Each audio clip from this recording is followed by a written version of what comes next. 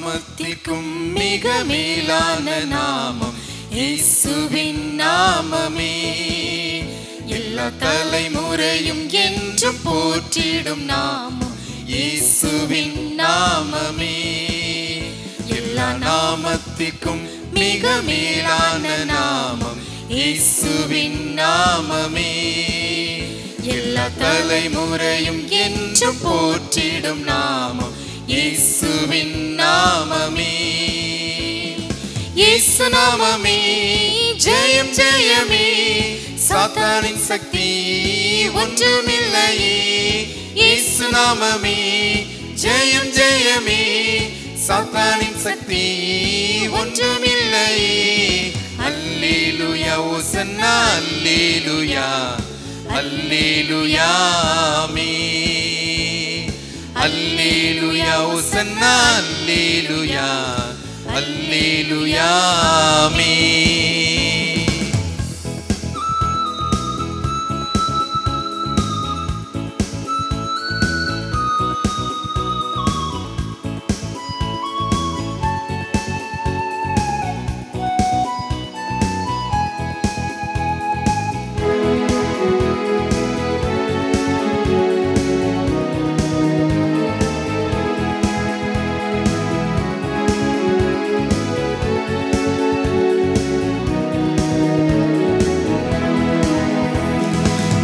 பாவத்திலிருந்து ரட்சித்ததே இயேசுவின் நாமமே. பாவத்திலிருந்து ரட்சித்ததே இயேசுவின் நாமமே. நித்திய நரகத்திலிருந்து விடுவித்ததே கிறிஸ்தேசுவின் நாமமே. நித்திய நரகத்திலிருந்து விடுவித்ததே கிறிஸ்தேசுவின் நாமமே. இயேசு நாமமே ஜெயம் ஜெயமே, சாத்தானின் சக்தி ஒன்றுமில்லையே. இயேசு நாமமே ஜெயம் ஜெயமே, சாத்தானின் சக்தி ஒன்றுமில்லையே. அல்லேலூயா ஓசன்னா அல்லேலூயா அல்லேலூயா ஆமென். அல்லேலூயா ஓசன்னா அல்லேலூயா அல்லேலூயா ஆமென்.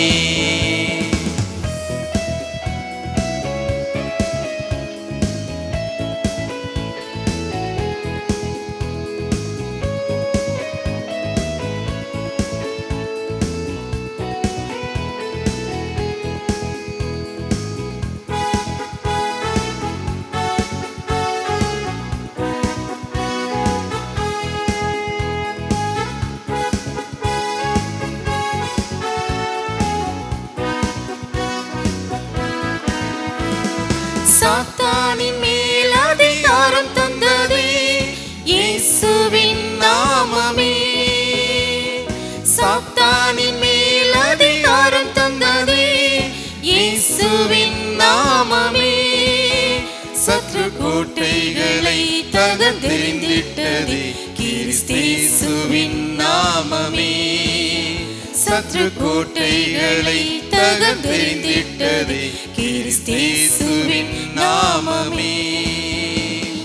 இயேசு நாமமே ஜெயம் ஜெயமே, சாத்தானின் சக்தி ஒன்றுமில்லையே. இயேசு நாமமே ஜெயம் ஜெயமே, சாத்தானின் சக்தி ஒன்றுமில்லையே. அல்லேலூயா ஓசன்னா அல்லேலூயா அல்லேலூயா ஆமென். அல்லேலூயா ஓசன்னா அல்லேலூயா அல்லேலூயா ஆமென்.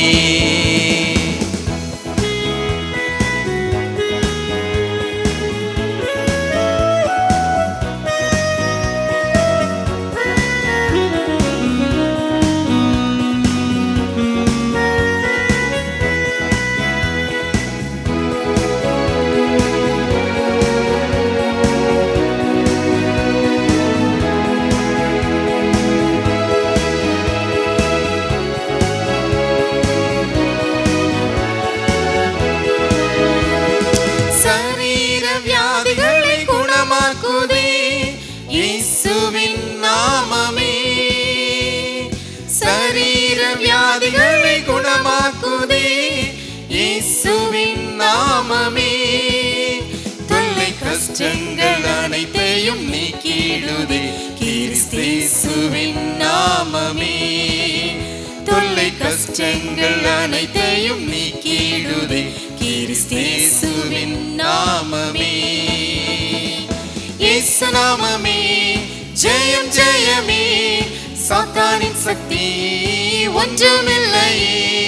இயேசு நாமமே ஜெயம் ஜெயமே, சாத்தானின் சக்தி ஒன்றுமில்லையே. அல்லேலூயா ஓசன்னா அல்லேலூயா அல்லேலூயா ஆமென். அல்லேலூயா ஓசன்னா அல்லேலூயா அல்லேலூயா ஆமென். எல்லா நாமத்திற்கும் மிக மேலான நாமம் இயேசுவின் நாமமே. எல்லா தலைமுறையும் என்று போற்றிடும் நாமம் இயேசுவின் நாமமே. எல்லா நாமத்திற்கும் மிக மேலான நாமம் இயேசுவின் நாமமே. எல்லா தலைமுறையும் என்று போற்றிடும் நாமம் இயேசுவின் நாமமே. இயேசு கிறிஸ்துவின் இனிய நாமத்திலே உங்கள் அனைவருக்கும் எங்களுடைய அன்பான வாழ்த்துக்கள். வாரத்தோறும் காணொளி காட்சி மூலமாகவும் ஒவ்வொரு ஞாயிற்றுக்கிழமை பிற்பகல் 1 மணி முதல் 2 மணி வரை ஹெவன் டிவி மூலமாகவும் உங்கள் அனைவரையும் நாங்கள் சந்திப்பதிலே மிகுந்த மகிழ்ச்சி அடைகிறோம். தேவனாகிய கர்த்தர் உங்கள் அனைவரையும் ஆசீர்வதிப்பாராக. கண்களை மூடி நாம் ஜெபிப்போம். சர்வ வல்லமையுள்ள எங்கள் தேவனாகிய கர்த்தாவே, நன்றி உள்ளத்தோடு கூட கர்த்தருடைய நாமத்தை மகிமைப்படுத்துகிறோம் அப்பா. இந்த வேளையிலும் கூட கர்த்தர் எங்களோடு கூட பேசுகிறீர். உம்முடைய வார்த்தைகளை எங்களுக்கு அருளுகிறீர். கேட்கிற தம்முடைய ஜனத்தை ஆசீர்வதியும். உமக்கே மகிமை. கோடா கோடி ஸ்தோத்திரம் ஆண்டவரே, உமக்கே ஸ்தோத்திரம். துதிகன மகிமையெல்லாம் உமக்கு எடுக்கிறோம். இயேசு கிறிஸ்துவின் மூலமாய் வேண்டிக் கொள்கிறோம் பரிசுத்த பிதாவே, ஆமென். மத்தேயு சுவிசேஷம் 27ஆம் அதிகாரம் 35வது வசனம். அவரை சிலுவையில் அறைந்த பின்பு அவர்கள் சீட்டு போட்டு அவருடைய வஸ்திரங்களை பங்கிட்டு கொண்டார்கள். என் வஸ்திரங்களை தங்களுக்குள்ளே பங்கிட்டு என் உடையின் பேரில் சீட்டு போட்டார்கள் என்று தீர்க்கதரிசியால் உரைக்கப்பட்டது நிறைவேறும்படி இப்படி நடந்தது. கர்த்தருக்கு மகிமை உண்டாகட்டும். இயேசு கிறிஸ்து சிலுவையில் அறையப்பட்ட பின்பு அவருடைய வஸ்திரத்தை பங்கு போட்டார்கள். வஸ்திரத்தின் மேல் சீட்டு போட்டு அவருடைய அங்கி யாருக்கு வரும் என்று சீட்டு போட்டு அதை எடுத்தார்கள் என்று இந்த இடத்துல எழுதப்பட்டிருக்கிறது.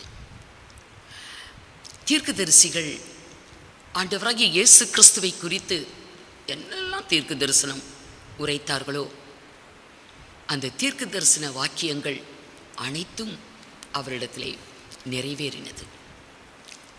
அவருடைய வஸ்திரத்தின் பேரில் சீட்டு போடுவார்கள், சீட்டு போட்டார்கள் என்ற தீர்க்க தரிசன வாக்கியமும் இந்த இடத்துல நிறைவேறுகிறதை பார்க்கிறோம். சங்கீதக்காரன் தீர்க்க தரிசனமாக உரைத்த ஒரு வார்த்தை தான். சங்கீதம் 22:18.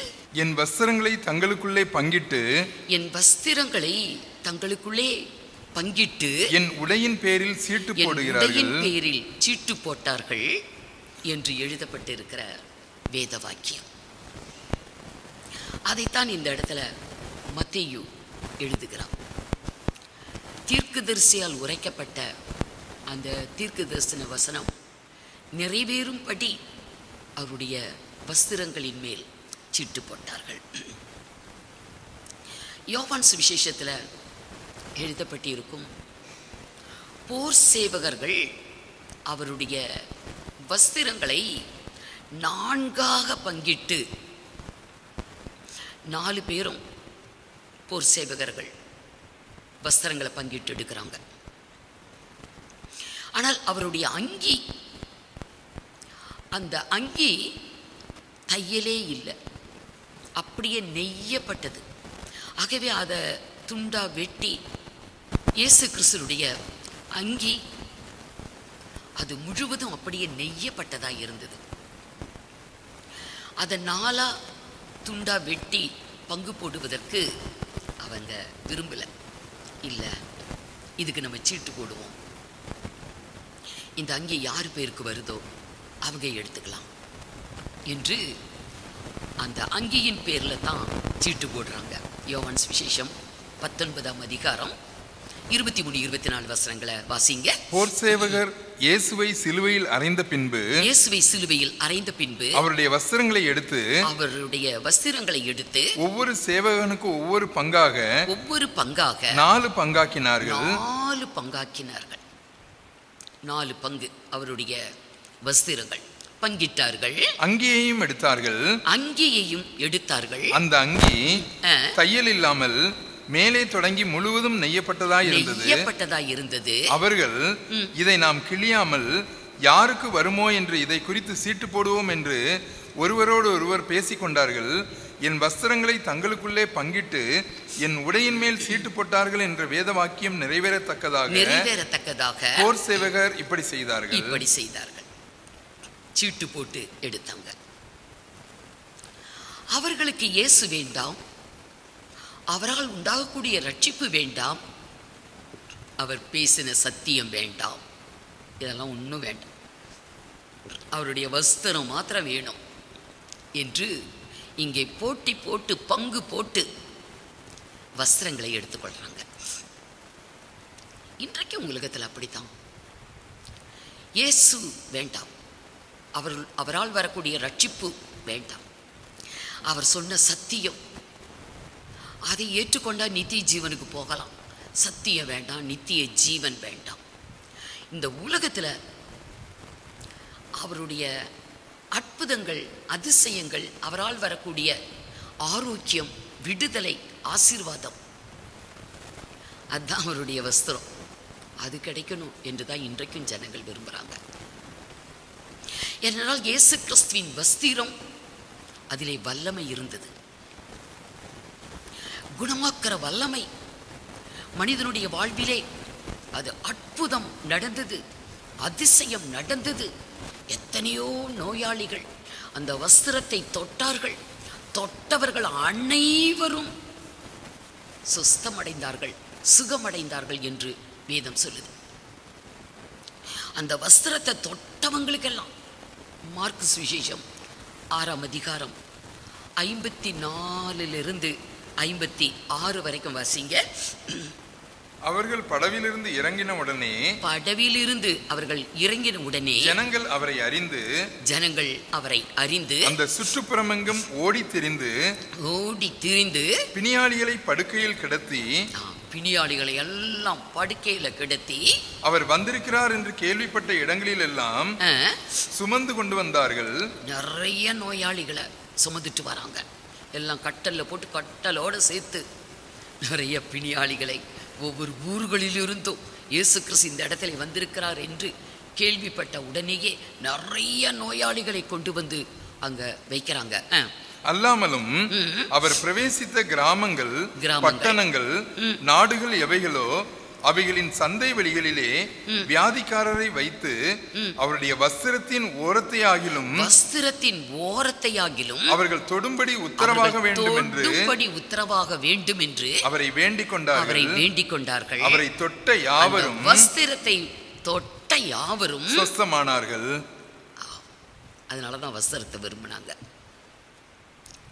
நிறைய நோயாளிகளை இயேசு கிறிஸ்து வந்திருக்கிறார் என்று கேள்விப்பட்ட உடனே பிணியாளிகள் யாவரையும் படுக்கையில் கடத்தி கொண்டுட்டு வந்து வைக்கிறாங்க.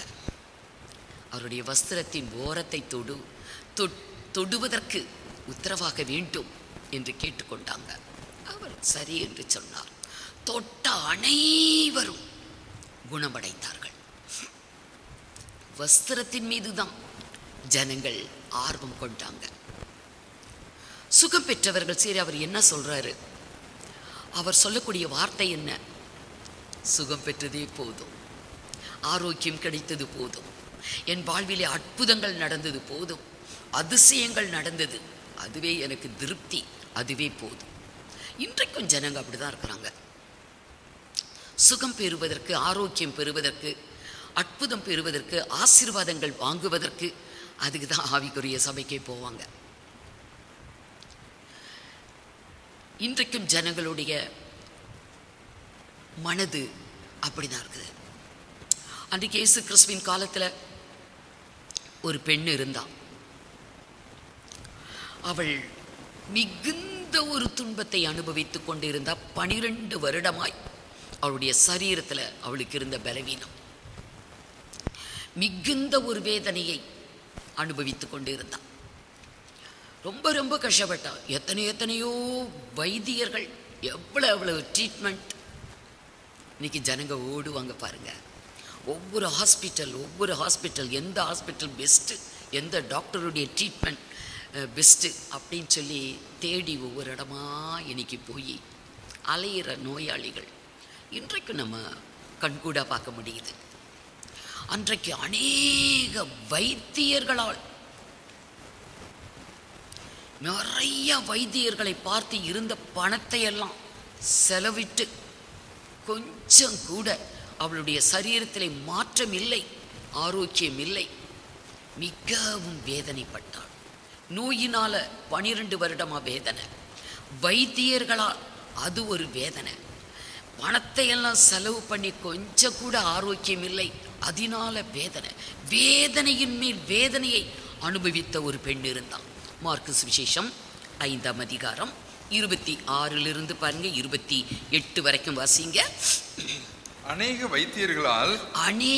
வைத்தியர்களால் மிகவும் வருத்தப்பட்டு, வருத்தம், நோயினால வந்த வருத்தம் ஒண்ணு, இந்த ட்ரீட்மெண்ட் கொடுக்கிற டாக்டர்ஸ்னால, வைத்தியர்களால் அதனால ஒரு வருத்தம், மிகுந்த வருத்தம் அடைந்து தனக்கு உண்டானவைகளை எல்லாம் செலவழித்தும் சற்றாகிலும் குணமடையாமல் அதிக வருத்தப்படுகிற பொழுது, அதிக வருத்தம், வருத்தத்தின் மேல் வருத்தம், நோயினால் வந்த வருத்தம், வைத்தியர்களால் வந்த வருத்தம், சற்றும் குணமடையவில்லை. பொருள் எல்லாம், எல்லா பணமும் செலவாயிருச்சு. மிகுந்த ஒரு வருத்தம். அப்பதான் நினைக்கிறான், இனி ஒரு ட்ரீட்மெண்ட்டே கிடையாது, சிகிச்சை இனி இல்லை. எல்லாரையும் பார்த்தாச்சு, எல்லா வைத்தியர்களையும் பார்த்தாச்சு. இயேசு கிறிஸ்துவை குறித்து அவள் கேள்விப்படுகிறான். அவருடைய வஸ்திரத்தை தொட்டாயிலும் நான் குணமடைவேன், அவருடைய வஸ்திரத்தை நான் தொட்டாயிலும் நான் சுகம் பெறுவேன் என்று அவள் விசுவாசிக்கிறான். அந்த விசுவாசத்தினால அவ போய் கர்த்தருடைய வஸ்திரத்தை தொடுறான். தொட்ட உடனேயே அவளுடைய சரீரத்தில் அவள் ஒரு ஆரோக்கியத்தை கண்டாள், ஒரு விடுதலையை அவள் உணர்ந்தாள். அப்பதான் கர்த்தர் கேட்பாரு, என்னை தொட்டது யார்? அப்ப சீசர்கள் சொல்லுவாங்க, என்ன ஆண்டவரே, எவ்வளோ ஜனங்க உங்களை நெருக்கிக்கிட்டு நிற்கிறாங்க, அப்படி இருக்கும்போது தொட்டது யாருன்னு கேட்குறீங்களே அப்படின்னு சீசர்கள் சொல்லுவாங்க. ஆனால் என்னிலிருந்து ஒரு வல்லமை, என்னுடைய வஸ்திரத்தில் இருந்து வல்லமை புறப்பட்டு போனது. ஆகவே யாரோ ஒருவர் விசுவாசத்தோடு என்னை தொட்டிருக்கிறாங்க என்று சுற்றி முற்றி பார்க்கிறார். யார் தொட்டது? இவ பயந்துட்டா. பயந்து 30வது வசனத்திலிருந்து வாசிங்க, 30லிருந்து 34 வரைக்கும். தம்மிலிருந்து வல்லமை புறப்பட்டதை தமக்குள் அறிந்து, வல்லமை அவரிடத்திலிருந்து புறப்பட்டதை அவர் கண்டு ஜனக்கூட்டத்துக்குள்ளே திரும்பி என் வஸ்திரங்களை தொட்டது யார் என்று கேட்டார். அவருடைய சீஷர்கள் அவரை நோக்கி திரளான ஜனங்கள் உம்மை நெருக்கிக் கொண்டிருக்கிறதை நீர் கண்டும் என்னை தொட்டது யார் என்று கேட்கிறீரே என்றார்கள். இதை செய்தவளை காணும்படிக்கு அவர் சுற்றிலும் பார்த்தார். தன்னிடத்திலே சம்பவித்ததை அறிந்த அந்த ஸ்திரீயானவள் பயந்து நடுங்கி அவர் முன்பாக வந்து விழுந்து உண்மையை எல்லாம் அவருக்கு சொன்னால். உண்மை அப்படியே சொல்லுறான், நான் தான் தொட்டேன். என்னுடைய வியாதி என்னை விட்டு நீங்க வேண்டும். வருத்தத்தின் மேல் வருத்தம் அனுபவிச்சு கொண்டிருக்கிற நான் தொட்டவுடன் சுகம் பெற்றேன் என்று எல்லாத்தையும் சொல்றான். அப்ப இயேசு அவளுக்கு என்ன சொன்னாரு? அடுத்த வசனம் பாருங்க, 34. அவர் அவளை பார்த்து மகளே உன் விசுவாசம் உன்னை ரட்சித்தது. விசுவாசம் உனக்கு இந்த விடுதலையை கொடுத்தது, உன்னை ரட்சித்தது. உனக்கு இந்த விடுதலை வந்தது உன்னுடைய விசுவாசம். அவருடைய வஸ்திரத்தை நான் தொட்டாயிலும் நான் சுகம் பெறுவேன் என்று விசுவாசத்தோட அவருடைய வஸ்திரத்தை தொட்டான். மகளே, உன் விசுவாசம் உன்னை ரட்சித்தது, சமாதானத்தோடு போய் சுகமாயிரு என்று கர்த்தர் அவளை ஆசீர்வதிக்கிறதை பார்க்கிறோம். இயேசு கிறிஸ்துவின் வஸ்திரத்திலே ஒரு பவர், ஒரு வல்லமை. தொட்டவங்க எல்லாம், அநேக வியாதியஸ்தர், பிணியாளிகள் தொட்டு தங்களுடைய வாழ்க்கையிலே அதிசயத்தை பார்த்தாங்க, சந்தோஷத்தை அடைஞ்சாங்க, ஆசீர்வாதம் பெற்றாங்க. பழைய ஏற்பாட்டின் காலத்துல ஆசாரியர்களுடைய வஸ்திரம், அதுக்கே வல்லமை இருந்தது. ஆசாரியர்களுடைய வஸ்திரம் அது அவ்வளவு பவர்ஃபுல்லா இருந்துச்சு. அது ஜனங்களுக்கு ஒரு அதிசயத்தை கொண்டு வரக்கூடிய அளவுக்கு இருந்தது. அப்படி என்றால் அவங்களுடைய வஸ்திரமே அப்படி இருக்குமே, ஆனால் இயேசு கிறிஸ்துவின் வஸ்திரம் அதை விட எத்தனை அதிகம் வல்லமை உள்ளதா இருக்கணும். ஆண்டவராகிய தேவன் மோசே இடத்துல சொல்லுகிறார், நீ ஆசாரியர்களுக்கு வஸ்திரத்தை உண்டு பண்ணணும், ஒரு பரிசுத்த வஸ்திரத்தை அவங்களுக்கு நீ உண்டு பண்ணணும் என்று கற்பித்தார். மோசேயுக்கு தேவன் கற்பிக்கிறார் எப்படி அந்த வஸ்திரத்தை செய்யணும், அது எப்படி இருக்கணும். அவங்களுடைய வஸ்திரமும் இது போல தையலே இல்லாதது தான், அப்படி நெய்து ஒரே அங்கியா எடுக்கணும். வாசிக்கலாம். யாத்திராகமம் 39 முதல் வசனத்தை முதல்ல வாசிங்க. கர்த்தர் மோசேக்கு கற்பித்தபடியே அவர்கள் இளநீல நூலாலும் இரத்தாம்பர நூலாலும் சிவப்பு நூலாலும் பரிசுத்த ஸ்தலத்தில் ஆராதனை செய்வதற்கு வேண்டிய வஸ்திரத்தை ஆரோனுக்கு பரிசுத்த வஸ்திரங்களையும் செய்தார்கள். ஆராதனை செய்வதற்கென்றே வஸ்திரம், மற்ற நேரத்தில் அது பாடக்கூடாது. ஆராதனைக்காக கர்த்தருடைய பரிசுத்த சன்னிதானத்திலே கர்த்தரை ஆசரிக்கும் பொழுது, அவருக்கு ஆராதனையை ஏறெடுக்கும் போது உடுத்திக் கொள்ளக்கூடிய ஒரு பரிசுத்த வஸ்திரம். அதே அதிகாரம் 39 27 29 வரைக்கும் வாசிங்க. ஆரோனுக்கும் அவன் குமாரருக்கும் மெல்லிய பஞ்சு நூலால் நெசவு வேலையான அங்கிகளையும் நெய்தது. நெசவு வேலை எப்படி இயேசு கிறிஸ்து அங்கி போட்டிருந்தாரோ, தையலே இல்லாத ஒரு அங்கி, அதுபோல்தான் பழைய ஏற்பாட்டின் காலத்துல ஆசாரியர்களுடைய வஸ்திரம் அப்படியே நெய்தது, தையலே இல்லாம நெய்த ஒரு அங்கி. அது மெல்லிய பஞ்சு நூலால் நெய்யப்பட்ட ஒரு அங்கியும் மெல்லிய பஞ்சு நூலால் பாகையையும் தலையில வைக்கிறது, பாகையையும் அலங்காரமான குல்லாக்களையும் திரித்த மெல்லிய சணல் நூலால் சல்லடங்களையும் திரித்த மெல்லிய பஞ்சு நூலாலும் இளநீல நூலாலும் இரத்தாம்பர நூலாலும் சிவப்பு நூலாலும் சித்திர தையல் வேலையான இடைக்கச்சையையும் கர்த்தர் மோசேக்கு கற்பித்தபடியே செய்தார்கள். இது ஆசாரிகளுடைய வஸ்திரம், ஆராதனை நேரத்தில் போடக்கூடிய வஸ்திரம். இந்த வஸ்திரத்துக்கு பெயர் பரிசுத்த வஸ்திரம். இந்த வஸ்திரத்தை தான் அவர்களுக்கு உடுத்தி அவங்க குளிச்சு நல்ல குளிப்பாட்டி இந்த ட்ரெஸ்ஸை போட்டு தான் ஆர்டினேஷன், அவங்கள அபிஷேகம் பண்ணுறது, பிரதிஷ்டை பண்ணுறது. இது அவர்களுடைய ஆசாரியர்களுடைய இது ஊழியம் செய்வதற்காக தேவனுடைய பரிசுத்த சமூகத்திலே அணிந்து கொள்ளக்கூடிய ஒரு ஆர்டினேஷன் ட்ரெஸ். யாத்திராகம் 40ஆம் அதிகாரத்தில் 12-15 வரைக்கும் வாசிங்கன்னா இந்த வஸ்திரத்தை போடுறாங்க. அவங்க நல்லா தண்ணீரிலே அவர்கள் வாசிங்க. பின்பு ஆரோனையும் அவன் குமாரரையும் ஆசரிப்பு கூடார வாசலில் வர செய்து அவர்களை ஜலத்தினால் ஸ்நானம் பண்ணுவித்து, ஜலத்தினால நல்ல ஸ்நானம் பண்ணணும். அடுத்து இந்த ட்ரெஸ், அது அவளத்தையும் உடுத்தி அபிஷேக தைலத்தை அவர்கள் மீது, வஸ்திரத்தின் மீது அவர்கள் மீதும் ஊற்றி அபிஷேகம் பண்ணு. இது அவர்களுக்கு ஊழியத்திற்கென்று. அது கீழே வாசிவாங்க. ஆரோனுக்கு பரிசுத்த வஸ்திரங்களை உடுத்தி எனக்கு ஆசாரிய ஊழியம் செய்யும்படி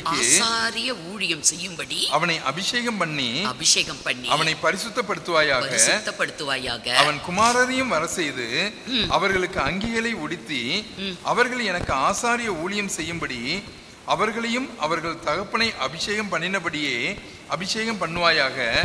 அவர்கள் பெறும் அந்த அபிஷேகம் தலைமுறை தோறும் நித்திய ஆசாரியத்துவத்திற்கு ஏதுவாய் இருக்கும் என்றார். ஆசாரிய ஊழியம் செய்வதற்கென்று ஆசரிப்பு கூடாரத்திலே கர்த்தரை ஆசரிப்பதற்கென்றே இந்த ஆர்டினேஷன், இந்த ட்ரெஸ், பரிசுத்த வஸ்திரம், அபிஷேகம் பண்ணப்படுறாங்க.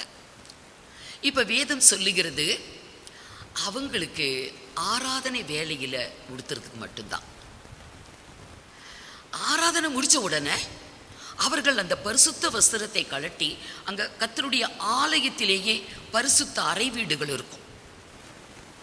இந்த ஆசாரியர்களுடைய பரிசுத்தமான காரியங்களை அங்க அவங்க வைக்கிறது, இந்த பரிசுத்த வஸ்திரங்களை அங்க வைத்துக் கொள்ளலாம்.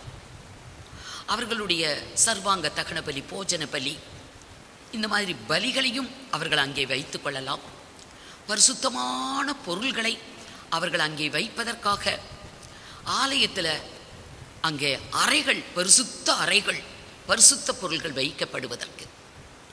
அவர்கள் ஆராதனை முடித்து ஆசரிப்பு கூடாரத்தில் இருந்து அல்லது ஆலயத்தில் இருந்து அவர்கள் ஜனங்களிடத்திலே வரும் பொழுது அந்த ட்ரெஸ் போட்டிருக்க கூடாது, அந்த பரிசுத்த வஸ்திரம் இருக்கக்கூடாது. அதற்கு வேற ஒரு உடை, வேற ஒரு வஸ்திரங்களை தரித்து தான் ஜனங்களிடத்தில் வரணும் என்று தேவனுடைய கட்டளை. அதை நம்ம எசேக்கியேல் 42:13-14 பார்க்கலாம். பரிசுத்த அறைகள் அங்கே கட்டப்பட்டு பரிசுத்த பொருள்கள், பரிசுத்த வஸ்திரங்கள், பலிகள் அங்கே வைக்கப்படுகிறதும் இவர்கள் அந்த வஸ்திரத்தை அவங்க கழட்டி வைக்கிறதும் அங்க சொல்லப்பட்டிருக்கும். 13-14 அவர் என்னை நோக்கி, பிரத்யேகமான இடத்திற்கு முன்னிருக்கிற வடபுறமான அறை வீடுகளும் தென்புறமான அறை வீடுகளும் பரிசுத்த அறை வீடுகளாய் இருக்கிறது. கர்த்தரிடத்தில் சேருகிற ஆசாரியர் அங்கே மகா பரிசுத்தமானதையும் போஜன பலியையும் பாவ நிவாரண பலியையும் குற்ற நிவாரண பலியையும் வைப்பார்கள். அங்கே வைப்பார்கள். அந்த ஸ்தலம் பரிசுத்தமாய் இருக்கிறது. அந்த ஸ்தலம் பரிசுத்தமாய் இருக்கும். ஆசாரியர் உட்பிரவேசிக்கும் போது அவர்கள் பரிசுத்த ஸ்தலத்திலிருந்து வெளிப்பிரகாரத்திற்கு வராததற்கு முன்னே அங்கே தாங்கள் ஆராதனை செய்து உடுத்தியிருந்த வஸ்திரங்களை கழற்றி வைப்பார்கள். வஸ்திரங்களை கழற்றி வைப்பார்கள். அந்த பரிசுத்த அறையிலே வைப்பார்கள். அவ்வஸ்திரங்கள் பரிசுத்தமானவைகள். அது பரிசுத்தமானது. வேறே வஸ்திரங்களை உடுத்திக்கொண்டு வேறே வஸ்திரங்களை உடுத்திக்கொண்டு ஜனத்தின் பிரகாரத்தில் போவார்கள் என்றார். ஜனங்கள் இருக்கிற இடத்துக்கு வருவாங்க. ஜனங்களிடத்துல வரும் பொழுது, சபையாரிடத்துல வரும் பொழுது அவர்கள் அந்த ஆர்டினேஷன் ட்ரெஸ்ஸை போடக்கூடாது, போடல. அதற்கென்று ஜனங்கள் மத்தியில் வருவதற்கு வேற விதமான வஸ்திரங்கள் உண்டு. அதை அவங்க உடுத்திக்கிட்டு வராங்க. ஏன் ஆர்டினேஷன் பண்ணின இந்த பரிசுத்த வஸ்திரத்தோடு ஏன் ஜனங்களை பார்க்க கூடாது? எதனால பார்க்க கூடாது? ஏனென்றால் வேதத்தில் எழுதப்பட்டிருக்கிறது, அந்த வஸ்திரத்தோடு வந்தால் அந்த பரிசுத்த வஸ்திரம் ஜனங்களை பரிசுத்தப்படுத்துமாம். ஆகவே தேவன் சொன்னார், ஆசாரியர்களுடைய பரிசுத்த வஸ்திரத்தினாலே ஜனங்கள் பரிசுத்தமாக கூடாது.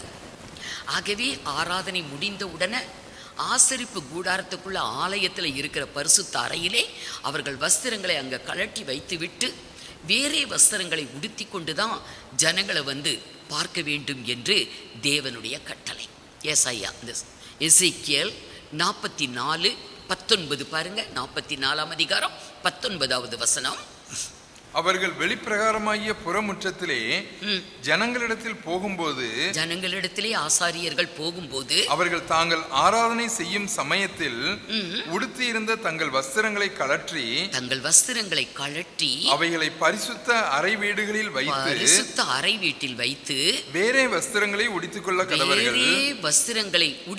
கடவர்கள். தங்கள் வஸ்திரங்களாலே ஜனங்களை பரிசுத்தப்படுத்தலாகாது.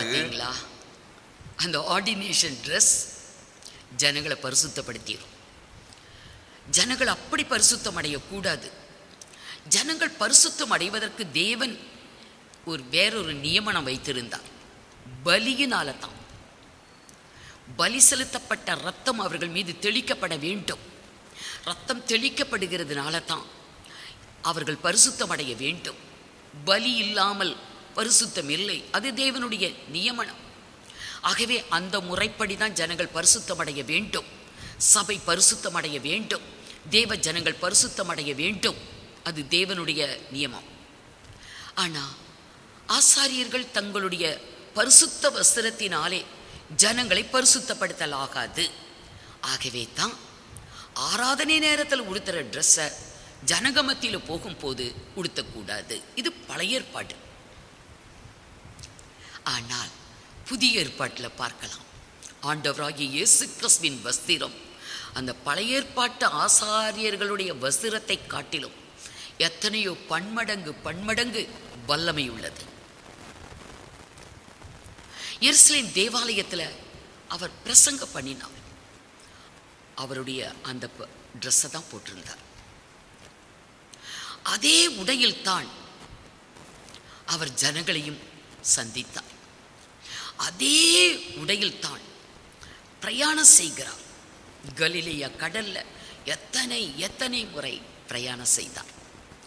எருசலேமிலிருந்து எரிகோவுக்கு நடந்து போகிறார். நடந்து பிரயாணம் செய்தார். படகுல போய் பிரயாணம் செய்தார். அதே ட்ரெஸ் தான். அவர் தன்னுடைய வஸ்திரத்தை மாற்றிக்கொள்ளவே இல்லை. எருசலேம் தேவாலயத்தில் நிற்கும் பொழுதும், பிரசங்கம் பண்ணும் பொழுதும், பிரயாணம் செய்யும் பொழுதும், பட்டணங்கள் தோறும் கிராமங்கள் தோறும் சுற்றி நடந்து பிணியாளிகளை எல்லாம் குணமாக்கி பிசாசு பிடித்தவர்களை விடுவித்தாரே, அவர் தன்னுடைய வஸ்திரத்தை மாற்றிக்கொள்ளவே இல்லை. ஜனங்களை சந்திக்கும் போது ஒரு வஸ்திரம், அவர் ராஜ்யத்தின் வசனத்தை பிரசங்கிக்கும் போது ஒரு வஸ்திரம் என்று வஸ்திரத்தை மாற்றிக்கொள்ளல. பழைய ஏற்பாட்டு முறைமைகள் அனைத்தையுமே கர்த்தர் மாற்றினார். புதிய ஏற்பாடு என்பதே அது எல்லாமே புதுசு. ஆகவே இன்றைக்கு அவருடைய வஸ்திரம், ஆண்டவராகிய இயேசு கிறிஸ்துவின் வஸ்திரம், எத்தனை அற்புதங்கள், எத்தனை பிணியாளிகள் சுகமடைந்தார்கள், எத்தனை நோயாளிகள் குணமடைந்தார்கள். வருட கணக்கில் நோயில அழுந்தி கொண்டு இருந்த எத்தனை நோயாளிகள் சுகமடைந்தார்கள். கர்த்தருடைய வஸ்திரம் அது அதிசயம், அது அற்புதம், அது ஆசீர்வாதம். இன்றைக்கு ஜனங்கள் விரும்பக்கூடிய ஒன்று அதிசயம், அற்புதம், ஆசீர்வாதம். அதுதான் எங்களுக்கு வேணும். இயேசு வேண்டாம், அவரால் வரும் ரட்சிப்பு வேண்டாம், அவர் சொல்லக்கூடிய சத்தியம் வேண்டாம். அதை கேட்கவே மாட்டாங்க. சத்தியத்தை காது கொடுத்து கேட்க மாட்டாங்க. இயேசு என்ன சொல்லுகிறார், அவருடைய சத்தியம் என்ன, அவருடைய உபதேசம் என்ன, நம்முடைய வாழ்க்கையில் அதை நம்ம கை கொள்ளணும், அதையெல்லாம் ஜனங்க காது கொடுத்து கேட்க மாட்டாங்க. அந்த வஸ்திரம் தான் வேணும். ஆம், கர்த்தருடைய வஸ்திரம் வல்லமையானது. தண்ணீர்களை தன் வஸ்திரத்தால் அவர் கட்டினாராம். துணியில தண்ணியை கட்ட முடியுமா? ஆனால் ஜலங்கள், தண்ணீரால் வஸ்திரத்தை கட்டினவர். நீதிமொழிகள் 30ஆம் அதிகாரம் 4வது வசனம் பாருங்க. 4. வானத்திற்கு ஏறி இறங்கினவர் யார்? காற்றை தமது கைப்பிடிகளில் அடக்கினவர் யார்? தண்ணீர்களை வஸ்திரத்திலே கட்டினவர் யார்? தன் வஸ்திரத்திலே கட்டினவர் யார்? தேவனாகிய கர்த்தர் தண்ணீர்களை தன் வஸ்திரத்தால் கட்டியவர். அப்படி என்றால் அந்த வஸ்திரம் எத்தனை வல்லமை உள்ளது! அந்த வஸ்திரம் எத்தனையான ஒரு வல்லமை நிறைந்தது! அந்த வஸ்திரத்தை உடுத்திக்கிட்டு தான் எருசலேம் தேவாலயத்தில் பிரசங்கம் பண்ணும்போது உடுத்தி இருந்த வஸ்திரம்தான் ஜனங்கள் மத்தியில் சென்று வரும்போது அவர் உடுத்தி இருந்த வஸ்திரம்தான். மறுரூபம் மலையிலே அதே ட்ரெஸ்ஸோட தான் போனார். அதே ட்ரெஸ் தான். ஒவ்வொன்றுத்துக்கும் ஒரு ட்ரெஸ் அவர் ஒன்றும் விதவிதமாக மாற்றிக்கல. பழைய ஏற்பாட்டு ஆசாரியர்கள் போல ஜனங்களை சந்திக்க ஒரு ட்ரெஸ், ஆலயத்தில் ஒரு ட்ரெஸ். இன்றைக்கும் ஊழியர்கள் அப்படியெல்லாம் செய்கிறவங்க உண்டு. ஆர்டினேஷன் ட்ரெஸ், அது ஜனங்களை சந்திக்கும்போது சாதாரணமாக ஊருக்குள்ளே போகும்போது வரும்போதெல்லாம் போட மாட்டாங்க. எல்லாரும் எப்படி இருக்கிறாங்களோ அதை போல் மாடர்ன் ட்ரெஸ் பண்ணுறவங்க இருப்பாங்க. நல்ல ஜீன்ஸ் பேண்ட்டு டிஷர்ட் போட்டுக்கிட்டு போகிற ஊழியக்காரங்கள் உண்டு. அதுபோல் சகோதரிகளும் அந்த மாதிரி உலகத்தாரை போல, என்ன அது அவரவர் விருப்பம்தான். ஆக்கிலும் புதிய ஏற்பாட்டில் ஆண்டவராக இயேசு தான் நமக்கு வழிகாட்டி, நமக்கு முன்மாதிரி. நம்ம அவரைத்தான் பார்க்கணும். நம்முடைய வாழ்வுக்கு அவர்தான் மாதிரியானவர். அவர் வைத்து போன அடிச்சுவடை நாம் பின்பற்ற வேண்டும். அதற்குத்தான் அடிச்சுவடை வைத்து போயிருக்கிறார். அவர் எந்த இடத்துல காலடி வச்சாரோ அதே இடத்துல தான் காலடி வச்சு நம்மளும் போகணும். அவர் வைத்து போன அடிச்சுவடை நாம் பின்பற்ற வேண்டியவர்கள். அதற்காக தான் அடிச்சுவடை வைத்து போயிருக்கிறார். அவர் எப்படி வாழ்ந்தார், அதுதான் நமக்கு முன்மாதிரியான ஒரு காரியம் என்று பார்க்கிறோம். இப்போ இந்த வஸ்திரத்தை போட்டுக்கிட்டு தான் அவர் மலை மேலே ஏறுறார். மத்தேயு சுவிசேஷம் 17ஆம் அதிகாரம் 17:2 வாசிங்க, 1-2 வாசிங்க. 6 நாளைக்கு பின்பு இயேசு பேதுருவையும் யாக்கோபையும் அவனுடைய சகோதரனாகிய யோவானையும் கூட்டிக் கொண்டு தனித்திருக்கும்படி உயர்ந்த மலையின் மேல் போய் அவர்களுக்கு முன்பாக மறுரூபமானார். ஆண்டவர் இயேசு கிறிஸ்து. அதனால தான் அந்த மலைக்கு பேரே மறுரூபமல்ல, மறுரூபமாகிறார். அப்பொழுது அவருடைய வஸ்திரம் எப்படி இருந்தது? அவர் முகம் சூரியனைப் போல பிரகாசித்தது. அவர் வஸ்திரம், அவருடைய வஸ்திரம் வெளிச்சத்தைப் போல் வெண்மையாயிற்று. அப்படி வெளிச்சம் எப்படி இருக்குதோ அது போல அவருடைய வஸ்திரம் வெளிச்சமாயிற்று, வெண்மையாயிருச்சு. அதே வஸ்திரம் தான் இயேசு கிறிஸ்துவின் வஸ்திரம். அத்தனை வல்லமையானது. அப்படியே அந்த வஸ்திரம் வெண்மையாயிற்று. மார்க்கில் சொல்லப்பட்டிருக்கும். மார்க்கு சுவிசேஷம் 9ஆம் அதிகாரம் 3வது வசனத்தை வாசிங்க. 3. அவருடைய வஸ்திரம் உறைந்த மலையை போல் பூமியிலே எந்த வண்ணானாலும் வெளுக்கக்கூடாத வெண்மையாய் பிரகாசித்தது. உலகத்தில் யாருமே அப்படி வெளுக்க முடியாது. எந்த வண்ணானாலும் வெளுக்கவே முடியாது. அப்படிப்பட்ட ஒரு வெண்மை அந்த வஸ்திரம் மாறுச்சு. ஒரே வஸ்திரம் தான், அதுக்குன்னு ஒரு தனி வஸ்திரம் அல்ல. அவருடைய வஸ்திரம் மாறுது. அந்த வஸ்திரத்துக்குள்ள ஒரு வல்லமை இருக்குது. இயேசு கிறிஸ்துவின் வஸ்திரத்திலே வல்லமை இருக்கிறது. அவருடைய வஸ்திரங்கள் எத்தனை ஒரு ஆச்சரியமானது. ஆகவே தான் போர் சேவகர்கள் அந்த வஸ்திரத்தை 4 பங்கு போட்டு எடுத்தாங்க. 4 பங்கு போட்டு எடுத்தாங்க. அங்கியை அவர்கள் எடுத்து பார்த்தாங்க. அது அப்படியே நெய்யப்பட்டதாக இருந்தது. அதில் தையலே கிடையாது. வெட்டி அது தையல் போட்ட அதெல்லாம் இல்லை. ஆனால் இன்றைக்கு நம்முடைய வஸ்திரங்கள் அப்படி அல்ல. ஏதோ ஸ்வெட்டர் போடுறது போடுவாங்க குளிர் பிரதேசங்களில், அதெல்லாம் அப்படியே பின்னலாக இருக்கும். ஆனால் ட்ரெஸ் அந்த மாதிரி இல்லை. இயேசு கிறிஸ்துவின் ட்ரெஸ்ஸில் தையலே கிடையாது.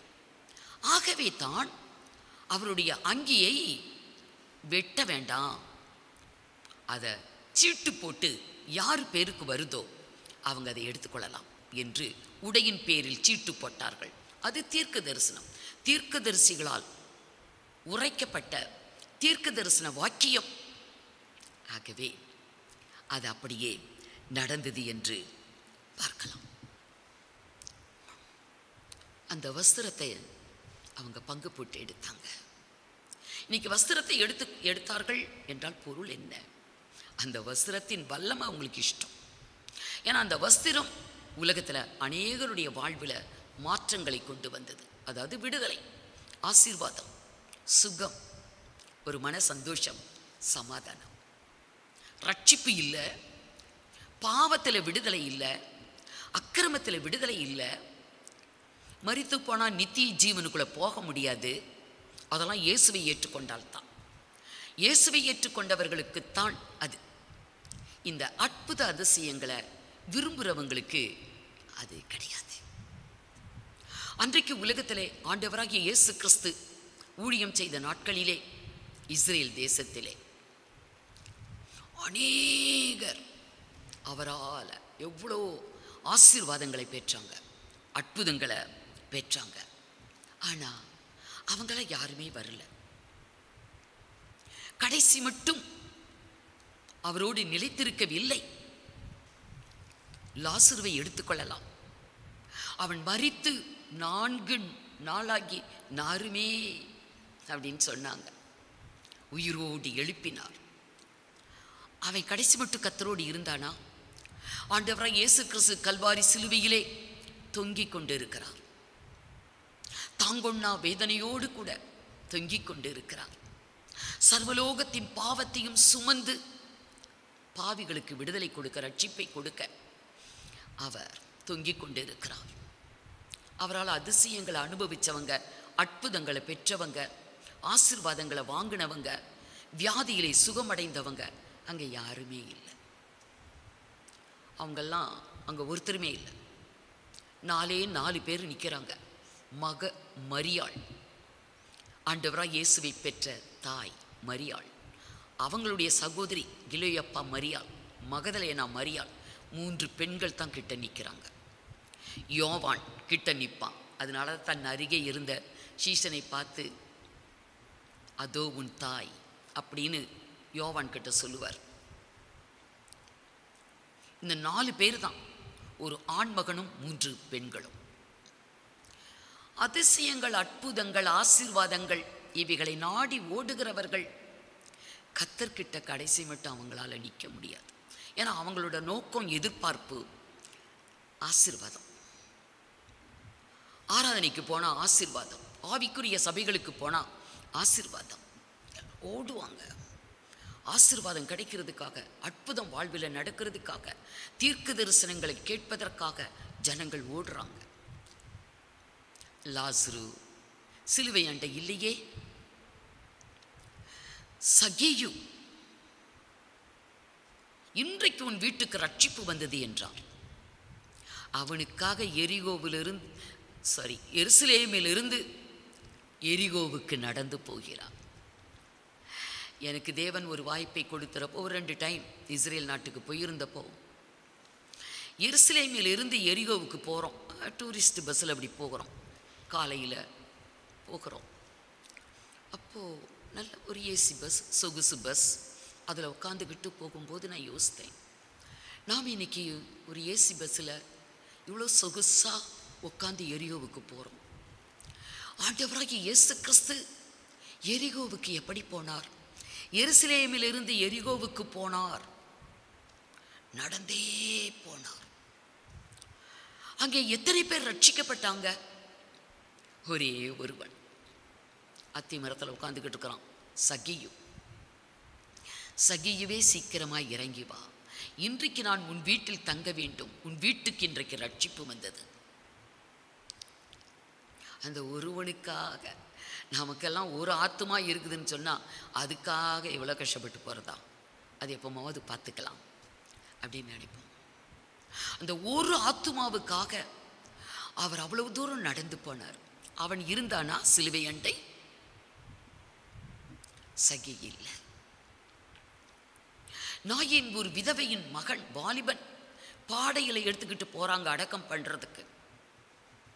அந்த தாயை பார்த்து மனதுருகி அழாதே என்று சொல்லி பாடைக்கிட்ட வந்து பாடையை தொட்டு, வாலிபனே எழுந்திரு என்றான். அவன் எழுந்து உட்கார்ந்து பேசினான்.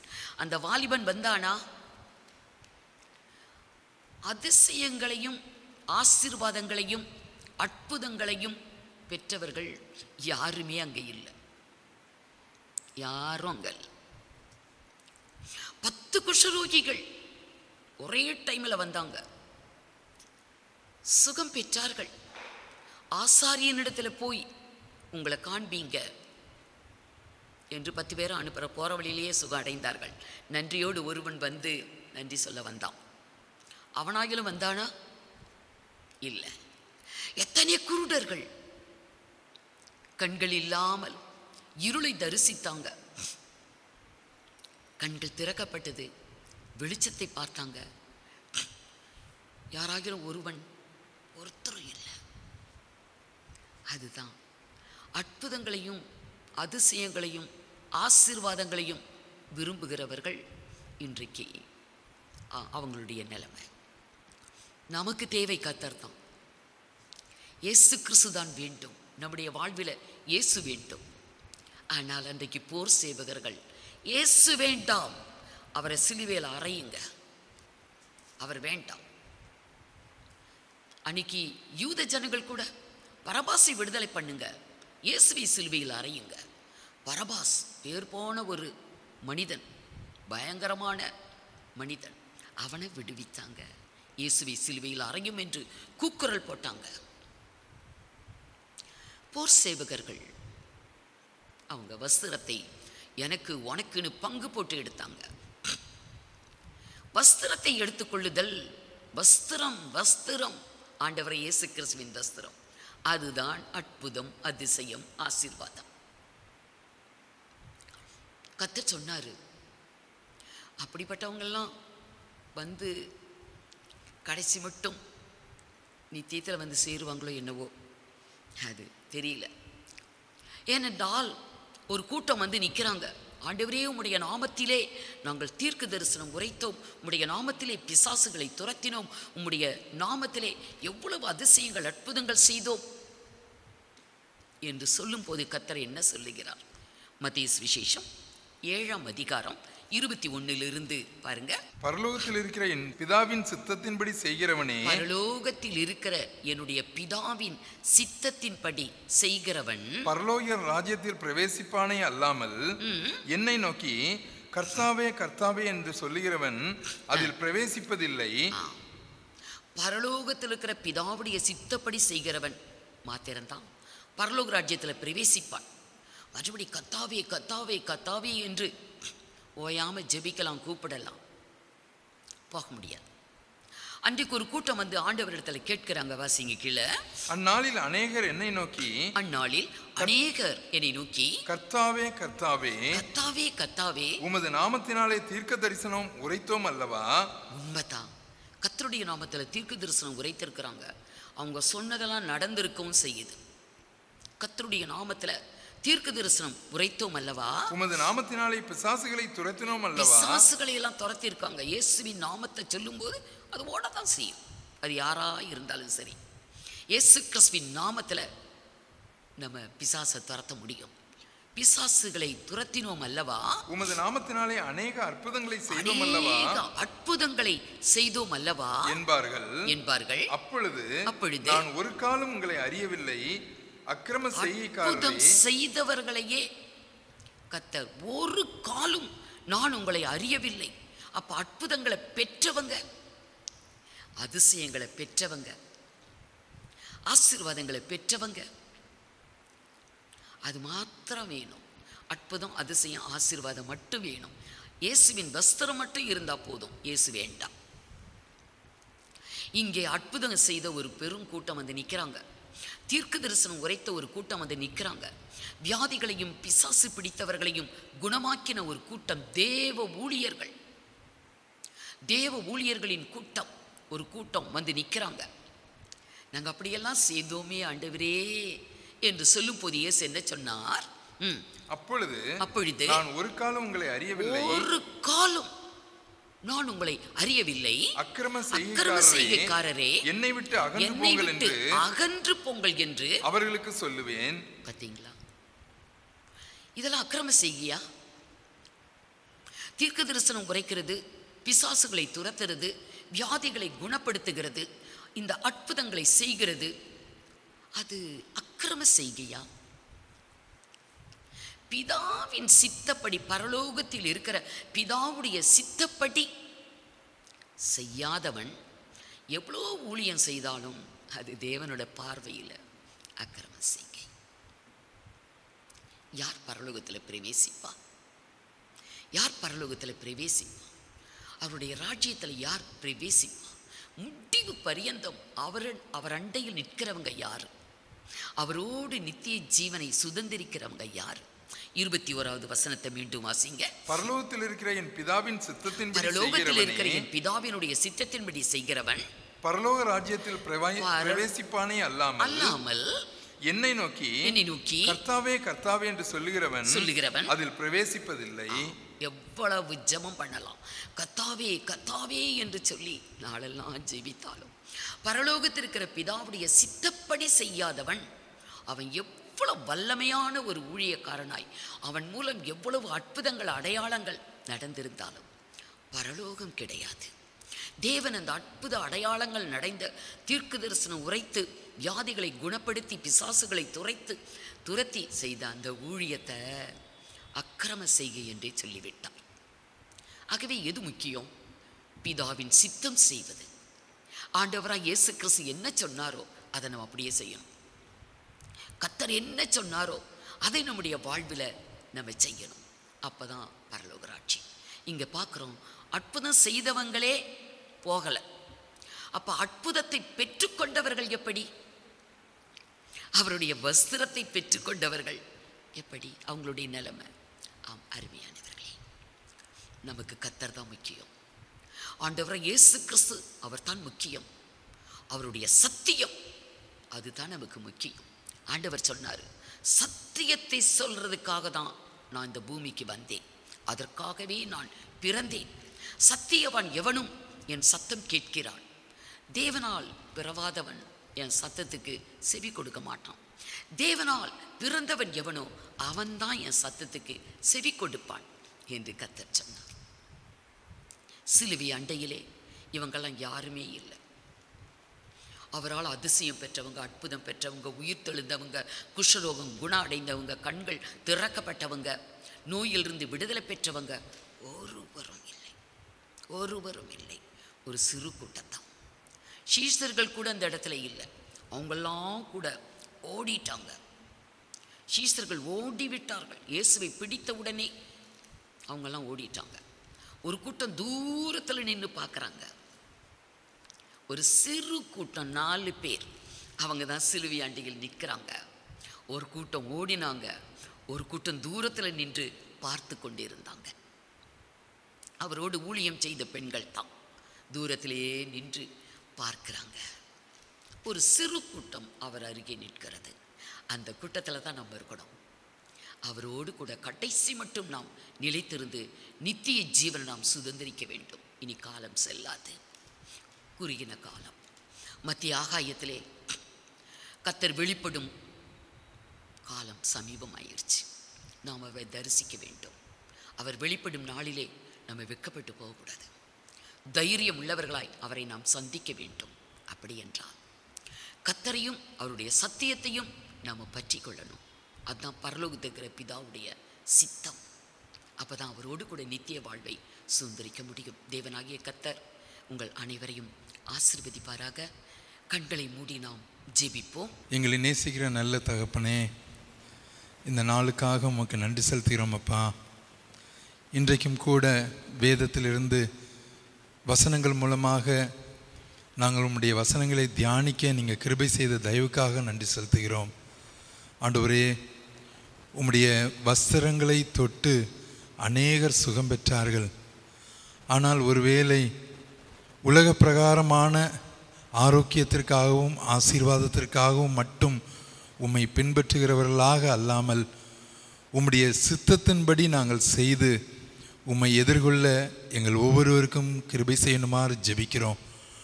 ஆண்டவரே, உலக பிரகாரமான ஆசீர்வாதங்களுக்காக நாங்கள் உம்மை பின்பற்றாமல் ஆண்டவரே நித்திய ஜீவனை பெற்று பரலோக ராஜ்யத்தில் நாங்கள் பிரவேசிக்க நாங்கள் எங்களை தகுதிப்படுத்தும்படிக்கு உம்முடைய அடிச்சுவடுகளை நாங்கள் ஒவ்வொரு நாளும் பின்பற்றி நாங்கள் வாழ எங்கள் ஒவ்வொருவருக்கும் கிருபை செய்யணுமாறு ஜெபிக்கிறோம்.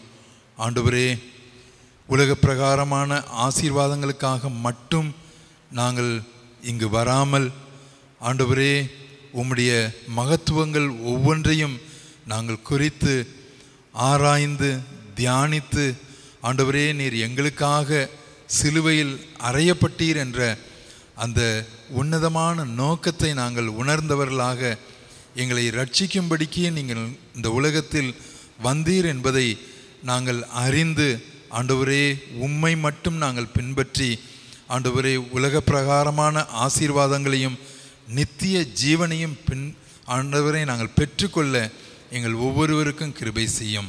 மீட்பர் இயேசுவின் மூலம் ஜெபிக்கிறோம் நல்ல பிதாவே, ஆமேன். என் ஆத்துமாவே கர்த்தரை ஸ்தோத்திரி, என் முழுவலுமே அவருடைய பரிசுத்த நாமத்தை ஸ்தோத்திரி. என் ஆத்துமாவே கர்த்தரை ஸ்தோத்திரி, அவர் செய்த சகல உபகாரங்களையும் மறவாதே. ஆமேன். Praise the Lord.